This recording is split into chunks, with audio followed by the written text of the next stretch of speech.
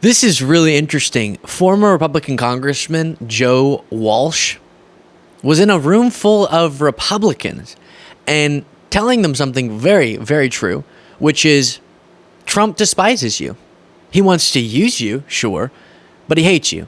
He doesn't respect you, and every one of his decisions daily represents that.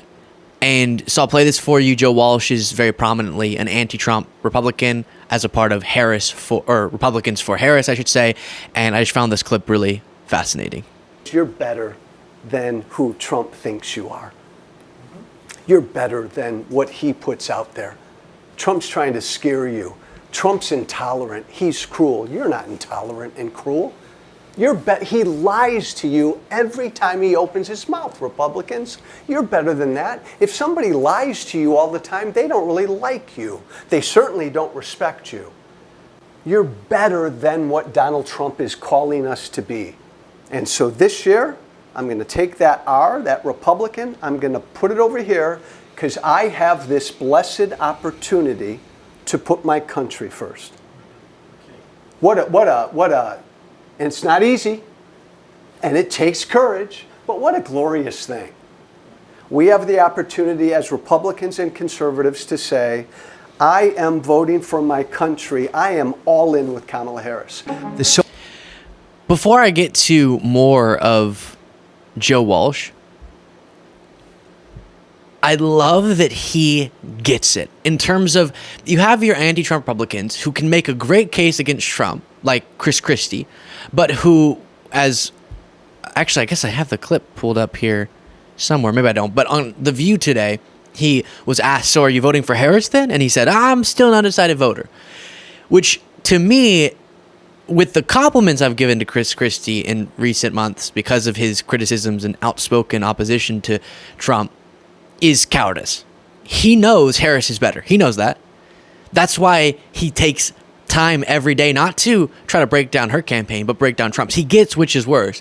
And when you don't get then that your obligation is to not just oppose one of them, but support the other, it really gets under my skin. Because it's one thing to not understand why Trump's bad. But when you get it, and you get that it's rising to existential for our democracy type levels, and then you can't get yourself to break with your party line in a more aggressive way than you're already doing and actually support Trump. His last line there, Joe Walsh's, was, that's why we have to be all in with Harris.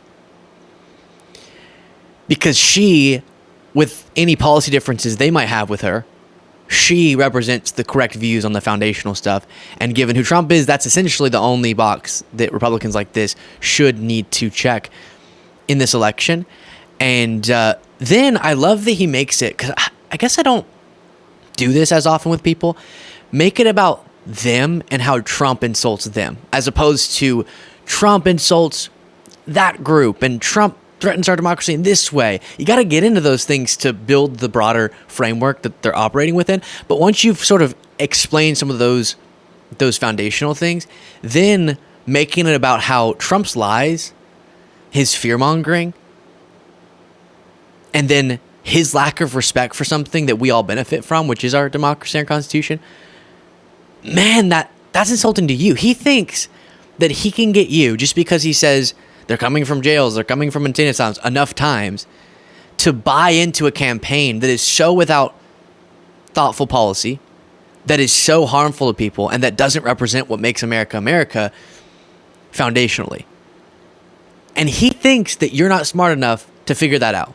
That's an interesting message. It's risky, because if they agree with everything Trump says, it's going to be sort of insulting. But it's what I have brought to you so many times. These MAGA hosts, Trump, with the basic, simplistic, and transparent rhetoric they spew, it seems like you can so easily see through it. Look at this. When Trump does that whole bit, they're coming from jails, it seems like he just opened up sort of authoritarian fear-mongering 101. You just pick an other and say they're going to destroy everything, and they've already destroyed everything, and then you run on that over and over and over again. But it works on people, as insulting as it is to them. And it reminded me of this Sean Hannity moment from recently, where he tries to convince his followers the reason Trump was fact-checked so much at the debate with Kamala Harris, and Kamala Harris wasn't fact-checked by the moderators, is because they were unfair, not because Trump just told more lies. So then he tries to make that case, build that case by saying, look at all the lies that Harris told. Okay? I'm going to first play it muted because he's saying different things while he's doing a scroll by of the lies she told, and we'll see if they're lies. Let's see if it would have made sense for the moderators to fact check these things. Harris claimed that she grew up as a middle-class kid. Okay. Compare all these to Trump claiming he won an election that he lost and see if it's on the same level. Harris falsely insinuated that already we're in trouble, that the 2017 tax cuts approved by the Trump administration disproportionately benefited America's billionaires and corporations. They factually did. Look at how much wealth was gained by them because of these fact checks versus a working class American. Harris claimed Trump will implement a sales tax.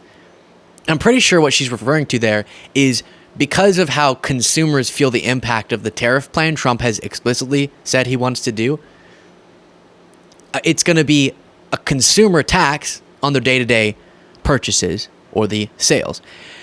How you could possibly think a moderator would jump in and fact check that makes no sense. If you haven't already and want to support us on our race to 1 million subscribers, you can do it by clicking that subscribe button below. Easy, free, simple.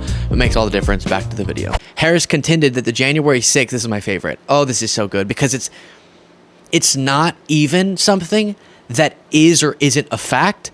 It's a matter of opinion. It's really sad. We learned opinion versus fact so early. Sean, oh no. You don't know the difference between a basic concept.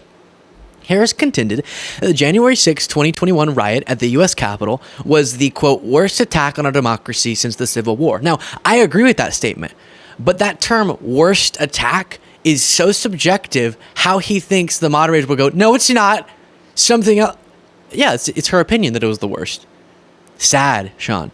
Then Harris claimed Trump will implement Project 2025 if elected. That's also something you call speculation, which wouldn't be something you fact check, and is attached to so many associations between the creators of Project 2025 and Trump, a pretty fair bit of speculation.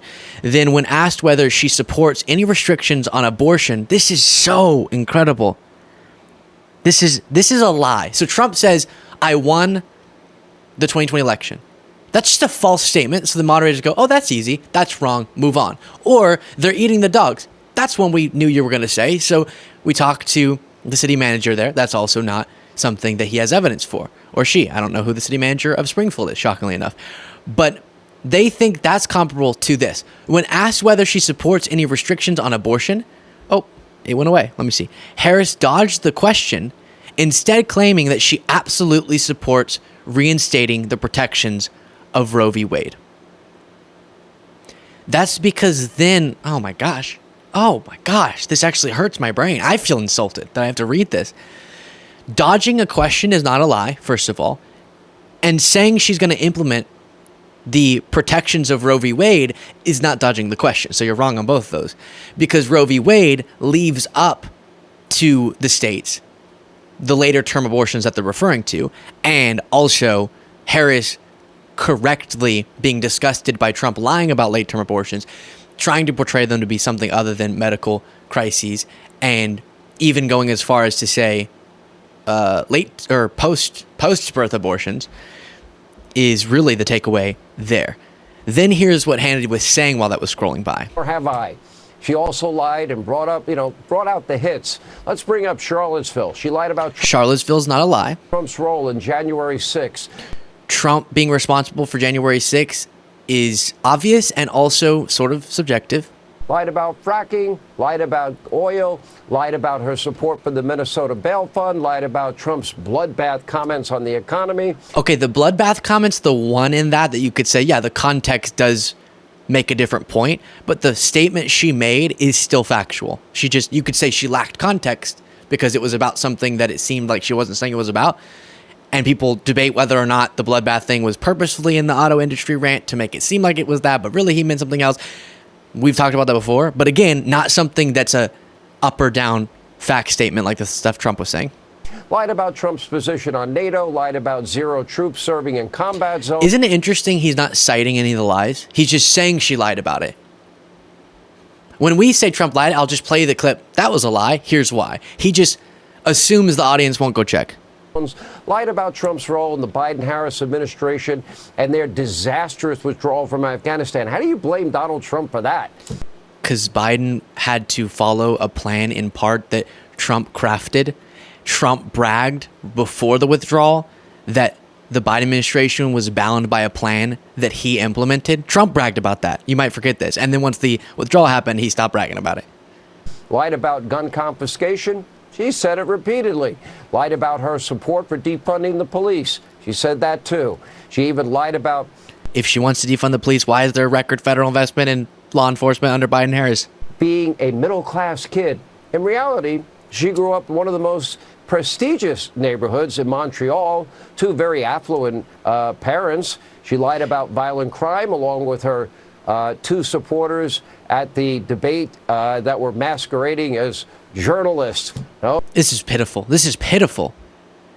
Most of what he's listing is her saying, I don't currently believe something, like fracking. It's not a lie for her to say, I don't believe in banning fracking anymore, as I did in 2019.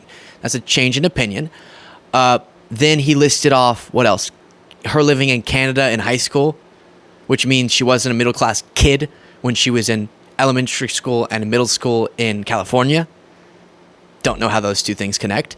And she was with a single mother after the age of 7, by the way. Let's see. And then you heard the other ones. So on NATO, lied about zero troops serving in combat zones, lied about Trump's role in the Biden-Harris administration. On to the Afghanistan stuff. It's true. The soldiers' point, and it's... Sorry, I'm forgetting already. Troops serving in combat economy, lied about Trump's position on NATO. No, she didn't. She's citing Trump's constant opposition to NATO. Okay, so you get the point.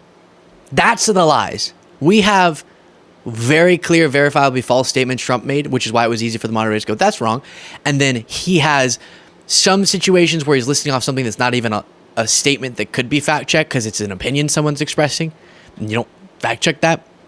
Or something like speculation, or missing context, or he's saying something that was a lie that just was a correct factual statement. That's also insulting to MAGA. Now here's this other Joe Walsh moment that really sums up this election. 2 minutes.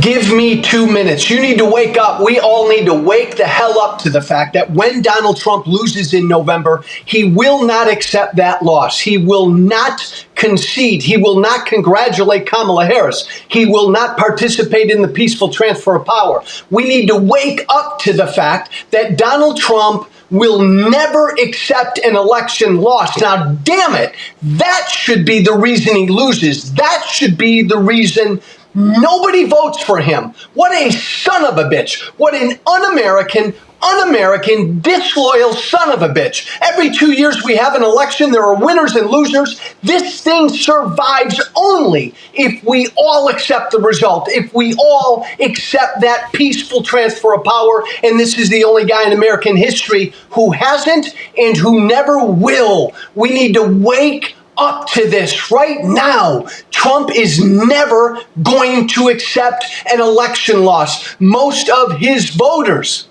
will never accept an election loss. Donald Trump has people in certain states.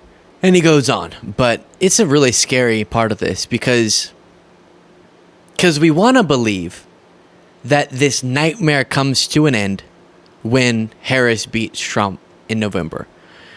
But the expectation, well-founded, that Trump will again claim he won and prompt whatever, means that nightmare could be extended.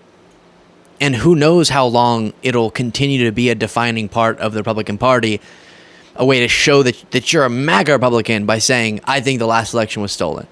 And what this does, and we'll talk about this more in a different segment today, is it teaches people a behavior that they may not even know how destructive it is, but it's deteriorating one day at a time, the strength of our democracy, because the only way we hold this together is the glue of us all sort of believing in it.